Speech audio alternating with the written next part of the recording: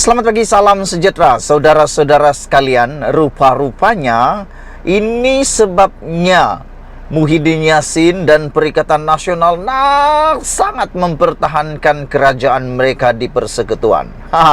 Sebelum saya teruskan dan beritahu kamu apa sebabnya, sila tinggalkan dulu komen kamu dan tekan butang subscribe untuk mendapatkan isu-isu terkini daripada channel saya ini. Baiklah, saudara-saudara sekalian, rupa-rupanya kebanyakan lantikan politik di dalam GLC, dalam negara ini, banyak dikuasai oleh Parti Perikatan Nasional.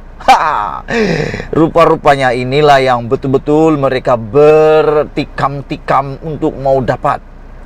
Yang menariknya saudara-saudara, saya kurang setuju dengan lantikan politik ini.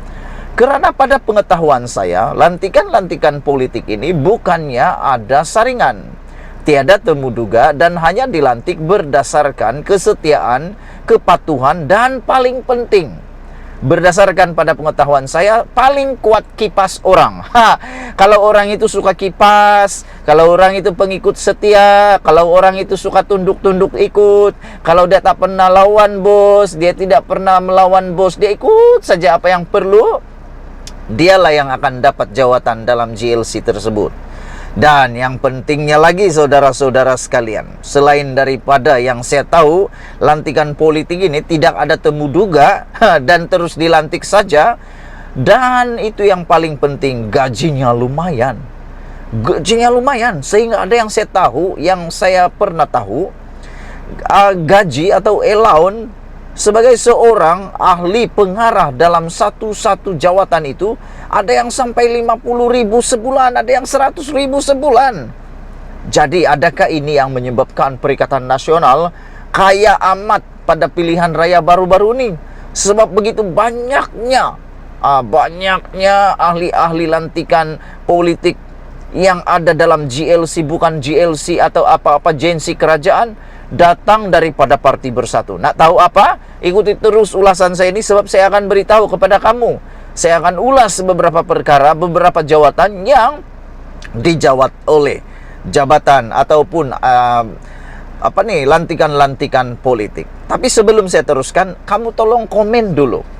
Selain saya yang memberikan pendapat saya tentang lantikan politik ini, apa pendapat kamu pula tentang lantikan politik ini? Adakah Anda juga bersetuju sependapat dengan saya bahwa lantikan politik ini memang kadang-kadang bagus, kadang-kadang berguna, kadang-kadang berkebolehan, tapi kebanyakannya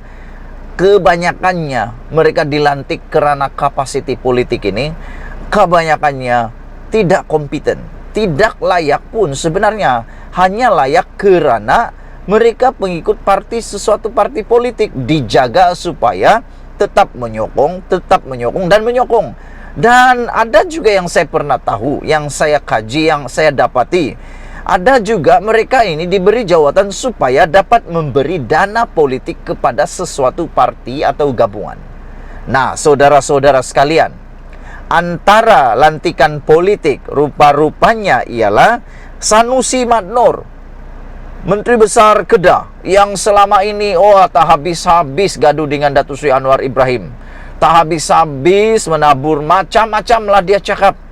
Yang terkini dia kata kerajaan Datuk Seri Anwar Ibrahim yang dititahkan kerajaan perpaduan oleh Yang di-Pertuan Agong ini, kerajaan luar tabi, kata Sanusi Madnor.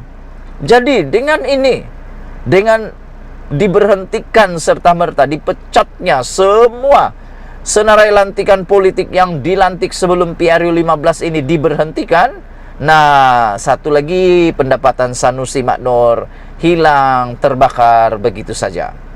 Apa pendapat kamu semua? Adakah ini sesuai atau tidak?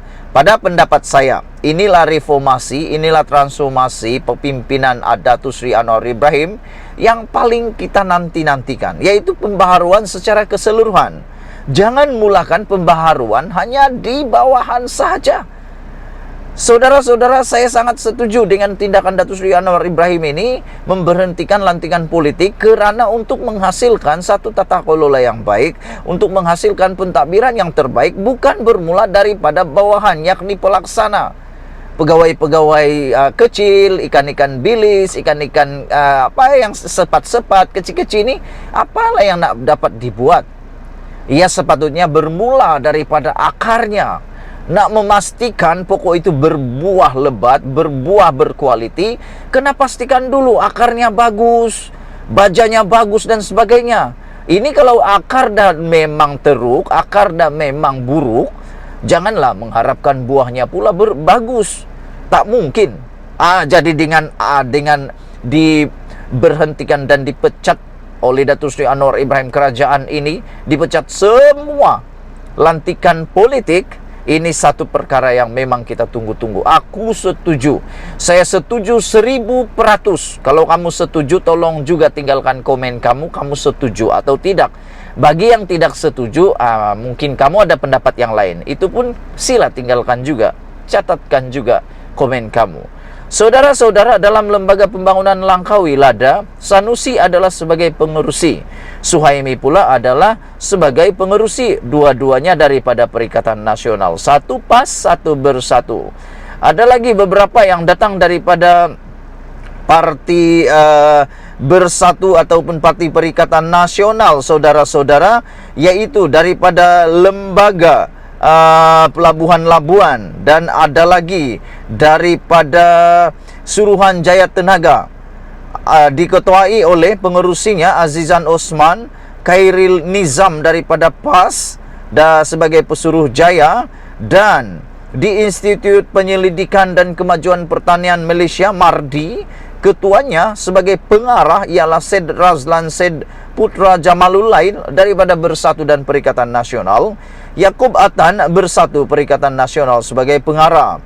Selain itu, daripada Pengurusan Aset Air Berhad PAAB, ada PAS dan Perikatan Nasional. Dan yang menarik, Suruhanjaya Pengurusan Air Negara SPAN, Wan Hasan Muhammad Ramli daripada PAS, Muhammad Haslin daripada PAS, dan Izzurin Ibrahim juga daripada PAS. Saudara-saudara, apa pendapat kamu tentang tindakan memberhentikan lantikan politik ini? Adakah akan membuatkan PAS dan Bersatu Perikatan Nasional akan jatuh miskin? Adakah ini akan membuatkan PAS dan Bersatu dalam Perikatan Nasional akan jatuh muflis? Kerana saya berpendapat mungkin dana politik daripada Perikatan Nasional datang daripada lantikan-lantikan politik ini. Bayangkan beratus-ratus, berapa orangnya mereka ini yang mampu mendanai politik Perikatan Nasional melalui gaji mereka yang lumayan di dalam lantikan politik ini. Sebelum kita berpisah, sila tinggalkan komen kamu, tekan butang subscribe.